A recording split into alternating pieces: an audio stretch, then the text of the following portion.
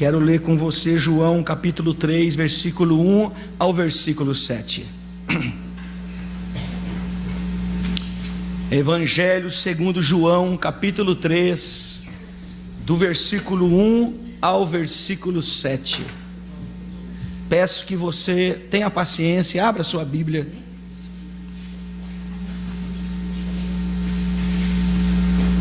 O Evangelho segundo Cristo, não segundo os evangélicos. Diz assim o texto bíblico: e havia entre os fariseus um homem chamado Nicodemos, príncipe dos judeus. Este foi ter de noite com Jesus e disse-lhe: Rabi, bem sabemos que és mestre vindo de Deus, porque ninguém pode fazer esses sinais que tu fazes, se Deus não for com ele. Jesus respondeu e disse-lhe: na verdade te digo que aquele que não nascer de novo, não pode ver o reino de Deus. Disse-lhe Nicodemos: como pode um homem nascer sendo velho? Pode porventura tornar a entrar no ventre de sua mãe e nascer? Jesus respondeu: na verdade te digo que aquele que não nascer da água e do Espírito não pode entrar no reino de Deus. O que é nascido da carne é carne, e o que é nascido do Espírito é Espírito. Não te maravilhes de ter dito: necessário vos é nascer de novo. Nicodemos encontra com Jesus, recebe esta informação bombástica, que o Evangelho segundo Cristo causa mudanças internas em primeiro lugar. Tudo é visto por Deus e nada pelos homens. É no escondido do coração que a transformação se faz. A conversão de um homem não pode ser detectada pelos outros homens. Somente Deus é quem enxerga o coração de um homem. A entrada no reino de Deus se dá por uma mudança pessoal e intransferível. O pai não pode salvar o filho. A mãe não pode passar a salvação para o seu filho. Nós criamos os nossos filhos no temor do Senhor, mas esse temor não está implícito aí a salvação do Senhor. O que vai fazer com que ele seja um salvo é a mudança interna do seu coração. Toda a nossa religiosidade será insuficiente para salvá-lo, se ele não tiver um encontro genuíno com Cristo Jesus. E esse encontro não é dependente de homens, esse encontro não é dependente de culto, nem de música evangélica. É um encontro com Cristo ressurreto. É algo que todos nós não podemos tentar caminhar no Evangelho de Cristo sem passar por essa experiência pessoal com Cristo da cruz.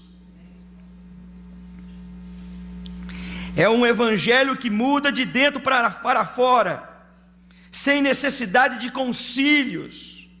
Não há necessidade de concílios, não há necessidade de apresentação em assembleias, inclusive não há necessidade de classe de catecúmenos.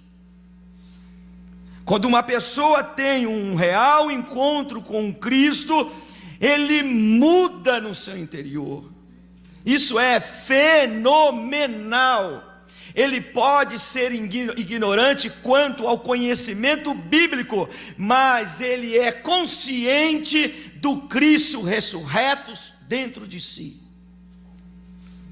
Porque quem foi transformado no seu interior porque quem foi transformado no seu interior dá fruto.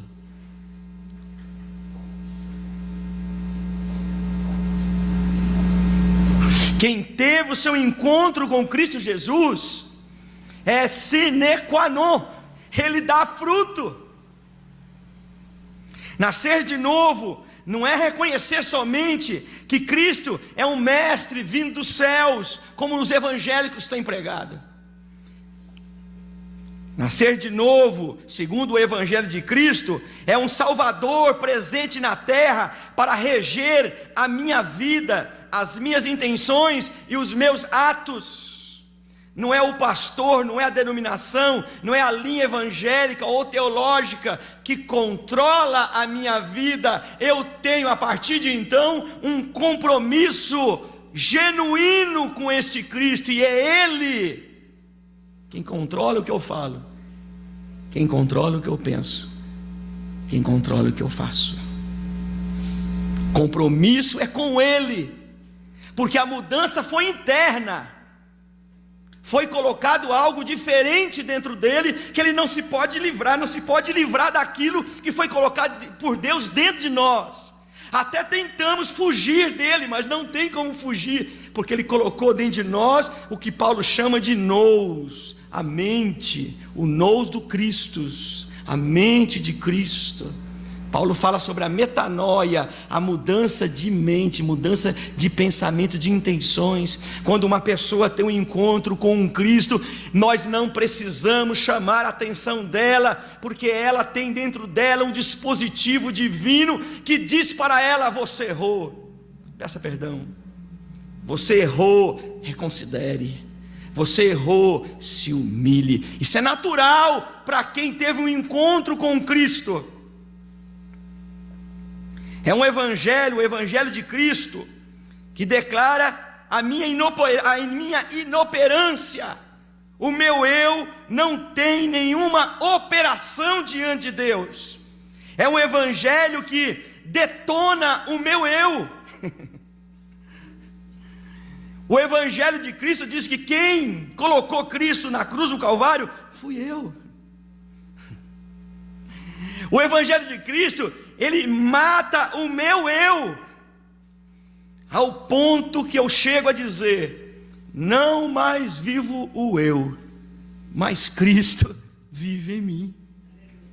Porque o evangelho do Cristo, ele mata o eu, ele sufoca o eu carnal dentro de nós, e nós nos rendemos a ele, porque esse eu está preso debaixo dos seus pés, controlado por ele a todo instante.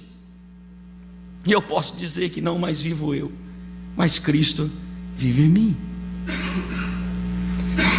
Se o evangelho de Cristo não nos fazer humildes, o evangelho dos evangélicos vai nos fazer soberbos. Somente o evangelho de Cristo é que faz de nós pessoas humildes, porque nós não queremos ser humildes.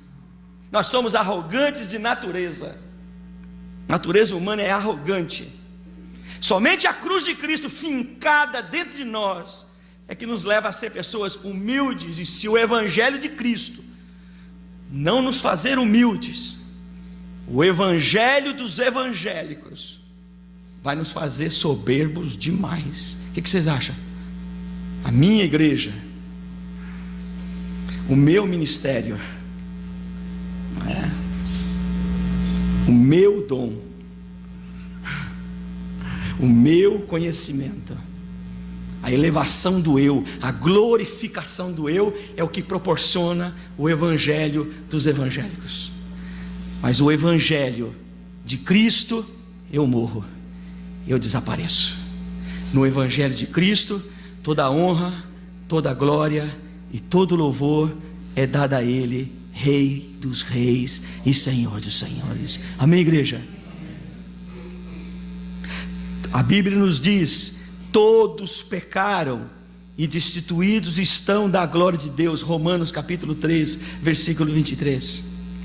Esta é a condição de todos os homens sem Cristo, destituídos da glória de Deus. Então, se uma pessoa foi alcançada com o evangelho dos evangélicos, ela está destituída da glória de Deus. Ela está arrolada e enrolada no rol de membros de uma comunidade. Ela canta, ela até lidera, mas ela está destituída da glória de Deus. Somente aqueles que tiveram um encontro genuíno com Cristo, que nasceu de novo em Cristo Jesus, é que se reabilitou diante de Deus. Olha o nosso compromisso como líderes, olha o nosso compromisso como pastores, de não enganar essa multidão, porque essa multidão que está diante de nós nesse país está longe de agradar ao Senhor, e nós somos os profetas dessa época. Não podemos aceitar uma oferta de quem não nasceu de novo, não podemos aceitar a participação de alguém sem nascer de novo. Quem não nasceu de novo só tem um caminho: aceitar a Jesus como Senhor e bastante Salvador para a vida dele. Não há outro caminho. Se fizermos outra coisa, nós estamos enganando as almas brasileiras, enganando os filhos de crentes, estamos enganando os nossos vizinhos, dizendo que Deus vai abençoá-los se eles estiverem conosco, Deus vai abençoá-los se eles participarem da nossa campanha nessa semana ou nesse mês de 40 dias. Olha para mim, Deus não tem compromisso com as minhas campanhas. Deus tem compromisso com o sangue do Filho dele. Todos aqueles que se arrependem, que confessam ao Senhor, Deus do alto céu os limpa por causa do sangue de Jesus Cristo, seu Filho. Amém, igreja? O Evangelho segundo Cristo não se negocia, não há barganha no Evangelho de Cristo Jesus. É necessário nascer de novo, uma experiência genuína, pessoal e intransferível que cada um de nós precisamos ter. Se eu não souber, se eu não tiver condições de dizer que eu estou em Cristo Jesus, então eu preciso aceitá-lo novamente como o meu Salvador.